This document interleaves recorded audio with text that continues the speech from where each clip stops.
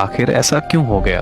उसने किसी की इज्जत का सोचा ही नहीं। मैंने उसके साथ एक वक्त गुजारा था तो मुझे कभी नहीं लगा था कि वो मुझे पसंद करती है, बल्कि मुझे पूरा यकीन था कि वो मुझसे प्यार करती है। मैं ये सब सोच सोच कर पागल होता जा रहा था। फिर मैंने अपनी कज़न को कॉल की और ये कहा कि मुझे उस लड़के का एड्रेस या नंबर चाहिए जिसने आयशा को धोखा दिया था। मगर मेरी कज़न ने मेरी फौरन कॉल काट दी और फिर मेरी कज़न ने थोड़ी देर बाद मुझे कॉल करके अपने घर बुलाया। मैं अपनी कज़न के घर लाहौर गया था। हाँ, आयशा भी मौजूद थी। आयशा को देखकर मेरी जान में जान आ गई। फिर आयशा मेरे पाँव में बैठ गई और मुझे कहने लगी कि मुझे माफ़ कर दो, मैंने तुम्हारे साथ बहुत गलत किया है।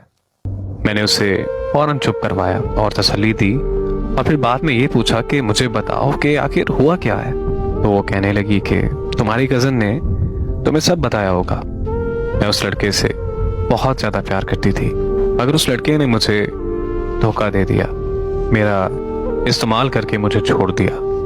मैं हर रोज़ उसे याद करके रोती रहती थी। मुझे लगता था कि मेरी ज़िंदगी अब ख़त्म हो चुकी है। फिर पता नहीं तुम कहाँ से मेरी ज़िंदगी में आ गए। मुझे इज्जत दी, मुझे बहुत सारा प्यार दिया, मुझे जीना सिखाया। हमारी मंगनी के बाद मैं भी तुमसे मिलना चाहती थी, मगर मुझे लगता था कि अगर मैं तुमसे शादी से पहले मिलूंगी तो तुम भी मुझे उसकी तरह इस्तेमाल करके छोड़ दोगे। मैं मानती हूँ कि तुम्हें लेकर ये सोच मेरी गलत थी। मेरे साथ जो हुआ उसके बाद मेरे अंदर एक खौफ सा तारी हो गया था। मैं तुमसे मिलने के लिए एयरपोर्ट आ रही थी कि अचानक उस लड़के की कॉल आ गई। वो मुझसे मिलना चाहता था, मगर मैं खुद को रोक नहीं पाई। मैं जब उससे मिली तो वो मुझसे माफ़िया मांगने लगा। मैंने उसे माफ़ कर दिया और फिर तुमसे मंगनी तोड़कर मैंने उसे शादी कर ली। मैं घर से भागना नहीं चाहती थी, मगर मुझे ये भी पता था कि मेरे घर वाले नहीं मानेंगे, क्योंकि लड़के का फ़िरका अहले तशीह था जबकि हम अहले सुन्नत जमात से थे। आयशा की ये सारी दास्तां सुनकर मेरे पास कहने को कुछ नहीं बचा था। वहाँ से निकलते वक्त आयशा ने हाथ जोड़कर दरख्वास्त की कि मैं कभी किसी से उससे होने वाली मुलाकात का जिक्र नहीं करूं। आयशा से मिलकर मुझे इश्क से और आयशा से बेहद नफरत हो गई थी। फिर मैंने 1 महीने के अंदर घर वालों की मर्जी से शादी कर ली और अपनी बीवी को लेकर फ्रांस वापस आ गया। मगर मुझे अंदाज़ा नहीं था कि जिस मोहब्बत का मैं इख्तिताम कर आया उस मोहब्बत का अंजाम अभी बाकी है। 3 महीने बाद मेरी कज़न की कॉल आई और उसने कहा कि आयशा तुमसे बात करना चाहती है। मगर मैंने अपनी कज़न से यह कहकर कॉल बंद कर दी कि मुझे अब उससे कोई बात नहीं करनी।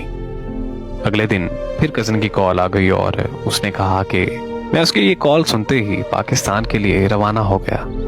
कज़न ने मुझे कॉल करके बताया कि ये सच है कि आयशा की ज़िंदगी में एक लड़का आया था जो आयशा को प्रेग्नेंट कर छोड़ गया था, मगर वो लड़का आयशा की ज़िंदगी में दोबारा कभी नहीं आया।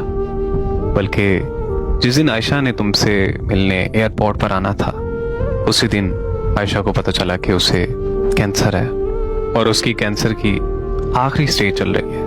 उस दिन मैं आयशा के साथ ही थी। वो बहुत रोई, मगर अपने लिए नहीं, तुम्हारे लिए, क्योंकि वो जानती थी कि तुम उसकी मौत का सदमा बर्दाश्त नहीं कर पाओगे। आयशा को कैंसर अबॉर्शन ठीक ना होने की वजह से हुआ था। अबॉर्शन के बारे में किसी को पता ना चले, वो सब कुछ छोड़कर मेरे घर आकर रहने लगी। और तुमसे आयशा ने सच इस वजह से छुपाया कि तुम्हारी ज़िंदगी खराब ना हो। वो इस बात पर बहुत रोई है कि तुम उसे आखिरत में भी नहीं मिल सकोगे, क्योंकि वो खुद को दोज़ख का हकदार समझती है। मेरी कज़न ने मुझे बताया कि मैं ये सब तुम्हें बताना चाहती थी, मगर उसने कहा था कि जिस दिन तुमने किसी को कुछ बताया कि उसी दिन मैं तुम्हारा घर छोड़कर चली जाऊंगी। लेकिन अब वो अस्पताल में अपनी ज़िंदगी की आखिरी सांसें ले रही है। शायद अब उसके घर वापस आने की उम्मीद भी ख़त्म हो गई है। इसीलिए मैंने आज सबको सच बता दिया। तुम्हें इसलिए बता रही हूँ कि वो तुम्हारा नाम बार बार ले रही है। हो सके तो उसके जाने से पहले उससे आकर एक बार मिल लो। इसीलिए मैं फौरन पाकिस्तान के लिए निकल पड़ा था, मगर अफसोस कि मैं उसका आखिरी दीदार नहीं कर सका, क्योंकि मेरे पहुंचने से पहले उसे दफना दिया गया था।